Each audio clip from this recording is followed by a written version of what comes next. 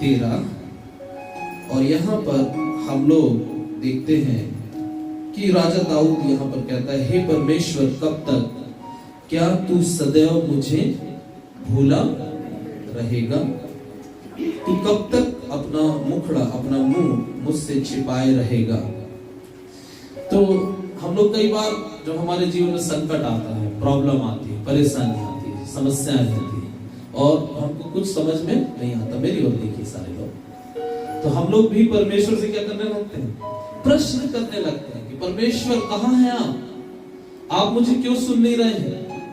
मैं बीमार हूं, मैं परेशान हूं, मैं यहाँ पर हूं, ये समस्या में हूं।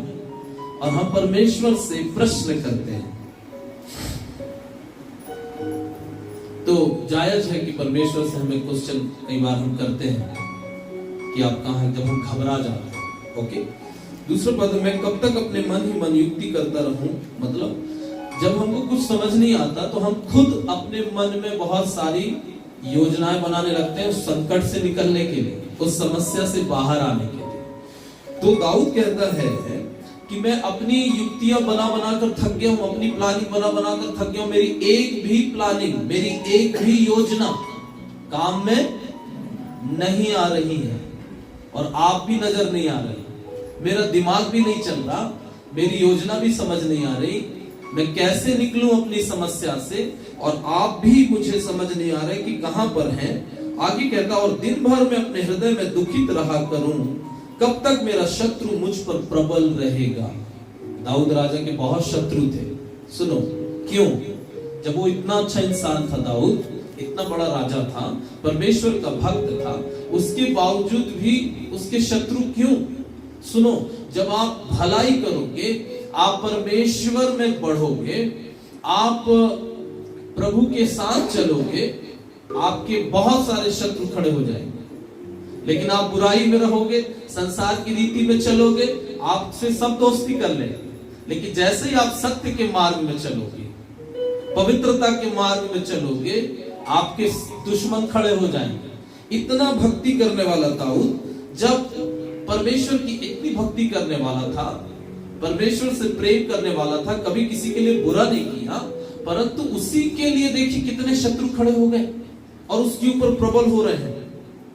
मेरे प्रियो, जब आप और मैं इस आत्मिक जीवन में हैं, इस भक्ति वाले जीवन में हैं, कई शत्रु, कई लोग आपके और मेरे खिलाफ में खड़े होंगे, अंधकार की शक्तियां खड़ी होंगी। एक प्रकार से देखा जाए तो बाइबल हमें कहती है नए नियम में कि हमारी जो लड़ाई है, हमारा जो युद्ध है, वो संसार के लोगों से नहीं है, परंतु आत्मिक सेनाओं से है जो आकाश में है। अदृश्य शक्तियां हैं जो आपके और मेरे खिलाफ में खड़ी होती हैं, वो मनुष्यों का इस्तेमाल करती हैं। तो वास्तव में आपका और मेरा शत्रु, पुराने नियम में जो शत्रु हुआ करते थे वो लोग हुआ करते थे, दूसरे देश के लोग हुआ करते थे, सेनाएं हुआ करती थी। परंतु नए नियम में हमारा जो शत्रु है वो लोग नहीं है, मनुष्य नहीं है, परंतु वे अंधकार की शक्तियां जो आपको और मुझको दिखाई नहीं देती है, उनसे आपकी और मेरी लड़ाई है। इसलिए पौलुस कहते हैं इफिसियों 6 अध्याय में कि क्या करो, युद्ध के सारे हथियार बांध लो। लड़ाई के लिए सारे हथियार, आत्मिक हथियारों का वर्णन वहां किया गया है। तीसरे पद में ऐसा कहता है, हे परमेश्वर यहोवा, मेरी ओर ध्यान दे और मुझे उत्तर दे, मेरी आंखों में ज्योति आने दे, नहीं तो मुझे मृत्यु की नींद आ जाएगी। मतलब वो बोल रहा है, परमेश्वर यदि आप मुझे नहीं छुड़ाओगे, आप मुझे नहीं बचाओगे, आप यदि मेरी ओर ध्यान नहीं दोगे तो कौन देगा? और यदि आप भी मेरे साथ खड़े नहीं होंगे तो मैं तो मृत्यु में चला जाऊंगा। अल्टीमेटली वो अपना भरोसा, विश्वास किसके ऊपर रखा हुआ है? परमेश्वर के ऊपर रखा हुआ है। आगे वो कहते हैं चौथे पद में, ऐसा ना हो कि मेरा शत्रु कहे मैं उस पर प्रबल हो गया, और ऐसा ना हो कि जब मैं डगमगाने लगूं तो मेरे शत्रु मगन हो। वो खुद ही अपने आप परमेश्वर से बात कर रहा है, मेरा शत्रु मगन हो जाएगा, मेरा शत्रु मेरे ऊपर प्रबल हो जाएगा, ऐसा हो जाएगा परमेश्वर, वैसा हो जाएगा परमेश्वर। एक छोटा बच्चा जब अपनी बातों को बताता, अपनी माँ को, अपने किसी को बताता है तो कैसे बताता है? हर एक चीज को बताता है, ऐसा हो जाएगा, नहीं तो वैसा हो जाएगा। सोचिए, अभी से दाऊद जो है आने वाली बातों को बता रहे हैं, कहीं ऐसा ना हो जाए, कहीं वैसा ना हो जाए। हम भी ऐसा सोचते नहीं सोचते, कल्पना कर रहा है, वो पहले से बोल रहा है कहीं ऐसा ना हो जाए, यदि आप मेरे साथ खड़े ना हो तो ऐसा हो सकता है। फिर आगे क्या लिख रहा है 5वें पद में, परंतु मैंने तो तेरी करुणा पर भरोसा रखा है, मतलब उसकी दया पर, जो उसकी दया पर भरोसा रखते हैं, नहीं आप जरूर मेरे ऊपर दया दिखाएंगे, आप जरूर मुझ पर कृपा करेंगे, है ना। यदि आपका और मेरा भरोसा परमेश्वर की दया पर, करुणा पर है कि हमारा परमेश्वर निर्दयी परमेश्वर नहीं है कि आप और मैं सहायता के लिए जाए और वो आपकी और मेरी सहायता ना करे।